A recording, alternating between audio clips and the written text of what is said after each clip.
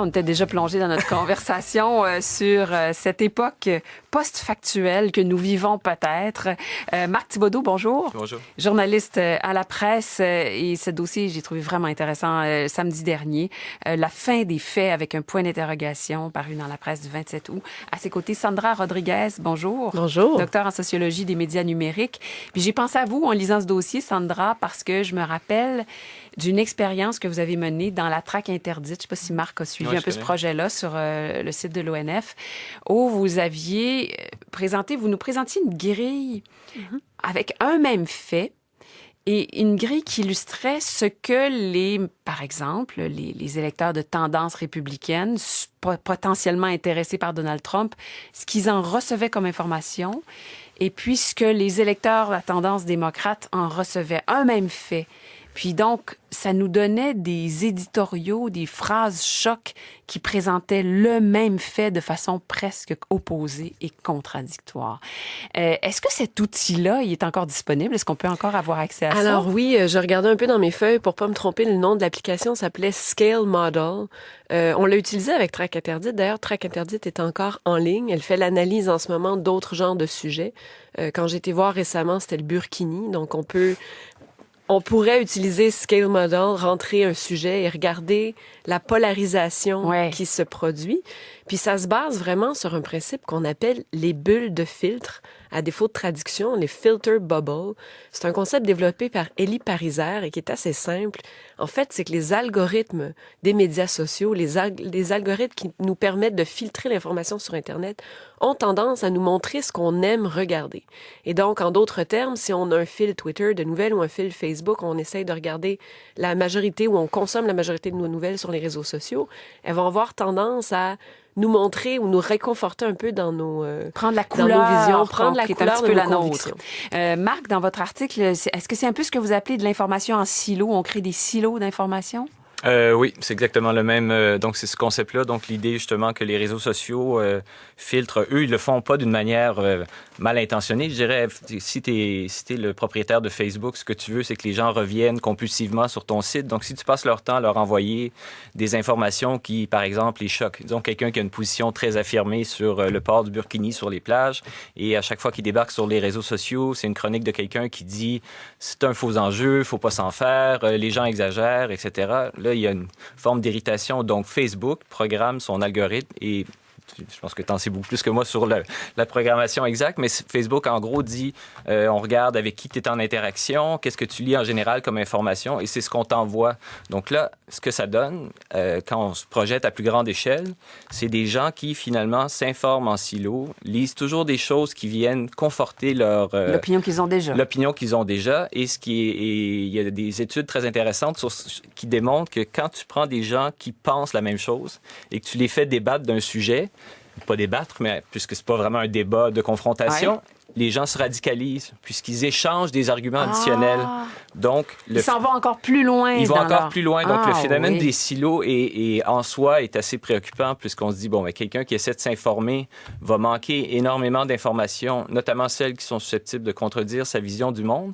Mais en plus, la personne va se radicaliser parce qu'elle prend des arguments additionnels. Donc là, quand tu transposes cette dynamique-là dans un contexte plus large, par exemple aux États-Unis, une élection présidentielle qui est évidemment lourde d'enjeux. Très polarisante. Le sujet de l'heure. C'est ça, et très importante. Et là, tu as des gens qui s'informent en silo, qui vont converger éventuellement dans un truc très ancien qui s'appelle une élection. Donc, ils vont être obligés d'aller voter à un moment donné, mais durant tout le processus électoral, durant la campagne, ils voient pas des informations contradictoires à leur vision. Évidemment, c'est caricatural un peu. Là. Je dirais, là, il y a beaucoup de gens dans le milieu qui ont encore un souci de se préoccuper d'une information crédible et qui vont la chercher. Mais c'est quoi le pourcentage, le savez-vous, Sandra Rodriguez? Il y a de plus en plus de gens qui s'informent d'abord et avant tout par leur fil Facebook. Oui, 40%. Alors selon l'enquête du Pew Research aux États-Unis disait 44%. 44%. Nous, notre propre recherche avec Traque Interdite auprès de nos propres usagers du site disait que c'était 31% des gens qui sont venus sur le site de Traque Interdite qui disaient s'informer majoritairement. Mais rien que le fait qu'ils venaient sur Traque Interdite nous montre que c'était déjà des gens qui avaient une curiosité ou qui se posaient des questions à propos de l'information. Mais moi, pour faire l'avocat du diable un peu ici, ou l'avocate du diable, s'il en a une, ce serait simplement de poser la question, mais est-ce que c'est vraiment nouveau? Ce que je veux dire par là, c'est que ce qui est inquiétant, c'est cette centralisation-là de l'information, ou du moins là où elle circule dans les réseaux sociaux, la place que ça prend. Ceci dit, d'utiliser ce qu'on appelle en anglais l'infotainment, ce croisement entre la nouvelle et le divertissement. Rupert Murdoch, le directeur de Fox News, a déclaré a priori ce que nous faisons, c'est du divertissement, c'est pas de la nouvelle. Donc, quand on voit que même des chaînes se polarisent, les gens qui écoutent Fox News, c'est pas les mêmes personnes qui écoutent MSNBC ou qui écoutent CNN. On a toujours été un peu conscientisé plus que conscient, je devrais dire, parce que là, encore une fois, les gens qui écoutent certaines chaînes de nouvelles savent pas du tout ce que d'autres personnes écoutent. Les gens qui écoutent The Daily Show rigolent des blagues faites sur les déclarations de Donald Trump, mais c'est pas nécessairement vrai à l'inverse s'ils écoutent CNN ou Fox News.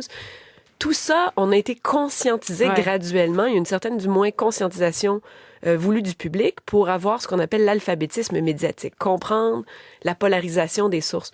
Le problème avec les... Qui est extrêmement déficient. Tout à fait. Il y a beaucoup de gens qui n'ont pas du tout... L'éducation, qui n'ont pas du tout cette... Tout à fait. Moi, je vais vous donner un exemple. Je vais pas te... non, mais je vais juste donner un exemple. À un moment donné, quelqu'un m'a envoyé une vidéo, et à l'époque, j'étais basé à Paris comme correspondant, donc il y avait une polémique. Et la polémique réelle, le fait réel, c'était qu'il y avait une mosquée dans le 19e arrondissement où les pratiquants manquaient d'espace puisqu'il y avait plus de musulmans et les élus de l'arrondissement, pour des raisons que j'ai pas besoin d'expliquer, ne voulaient pas autoriser de nouvelles mosquées. Donc là, les vendredis, les gens manquaient de place pour prier, donc il y avait des gens qui s'installaient dehors, en partie sur le trottoir, disons. Et là, à un moment donné, quelqu'un m'envoie une vidéo, puis il dit « Marc, qu'est-ce que tu penses de ça? Regarde cette vidéo. » Et là, je regarde, et c'était une vidéo qui montrait, en fait, qui suggérait, là, et j'exagère à peine, que les rues de Paris étaient systématiquement envahies par des tapis de prière. Des tapis de prière. Et là, je regarde la vidéo, donc qui était pour moi grotesque, là, et là, je me suis dit, bon, mais qui a fait cette vidéo? Et là, je regarde, c'était écrit CBN.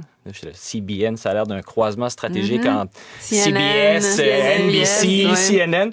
Et en fait, CBN, c'était Christian Broadcast Network, qui est une chaîne qui est chapeautée par Pat Robertson, qui est un évangéliste américain qu'on connaît, qui passe son temps à avancer des théories complètement loufoques et qui a pour objectif de christianiser l'ensemble de la planète. Donc, personnellement, si je veux savoir ce qui se passe avec l'islam et la place des musulmans en France, par exemple, je ne vais pas aller écouter une vidéo de CBN. C'est ça. Mais ce qui m'avait fasciné dans l'histoire, c'est que la personne qui m'a envoyé la vidéo a pas eu... Et c'était une personne qui avait fait son cours éduquée, qui avait fait son cours classique, n'a pas eu le réflexe juste d'aller voir directement la source et de dire c'est une source non crédible.